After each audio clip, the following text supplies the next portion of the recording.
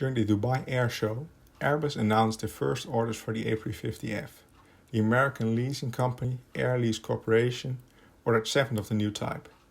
Did Airbus struck gold with their freighter option of A350, and will they get a foot in the door of the freighter market? Let's talk aviation. If you enjoyed this video, remember to subscribe and leave a like. This really helps the channel grow and makes it easier for others to find this channel. The freighter market has been dominated by Boeing in the recent past. They offer a variety of freighter aircraft, both converted passenger aircraft and freighter versions of most of their popular planes. The most famous, of course, is the freighter version of the 747. This plane is unique in its sort by the way the cargo can be loaded and unloaded. Where all other planes use conventional cargo doors on the side of the plane, the 747 has a nose door, which allows it to hold larger freight than other freighters, since they can load directly into the fuselage without having to make turns. One small remark, however, is that only the dedicated freighters have such a door, and that the converted 747s, of which almost 80 exist, do not have the option, as it is simply too expensive to edit. For the latest update of the 747, the Dash 8, the freighter version was more popular than the passenger one, and the last ones are being built right now, going to Atlas Air and UPS.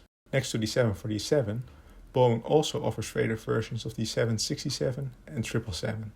The first 767 freighter was taken into operations in 1995 by UPS, and hundreds have been built since, mostly used by FedEx and UPS.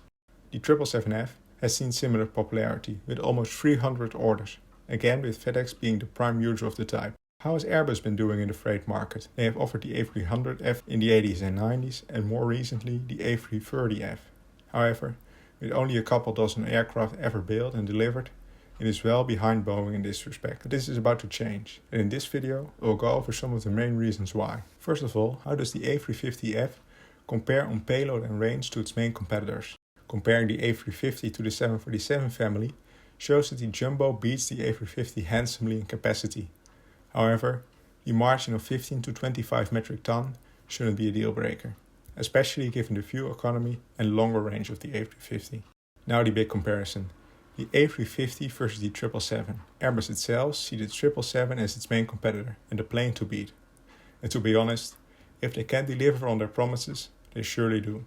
Not only do they provide a larger revenue payload and longer range, but due to the more efficient engine options, Airbus claims the aircraft will have 20% lower emissions due to better fuel economy and saving the airlines millions annually. Another advantage Airbus has over Boeing in the freight market has to do with the new regulations taking effect into 2027. From that year on, the ICAO has set up stricter noise and emission restrictions on newly built planes, and both the 767 and 777 won't meet these requirements. This simply means that Boeing has to build as much 767s and 777s before then, since they won't be able to sell and deliver them afterwards. Airbus, however, introducing the freighter version of their relatively new A380, does not have to worry about this, and become the only place airlines can go to for their freighter planes.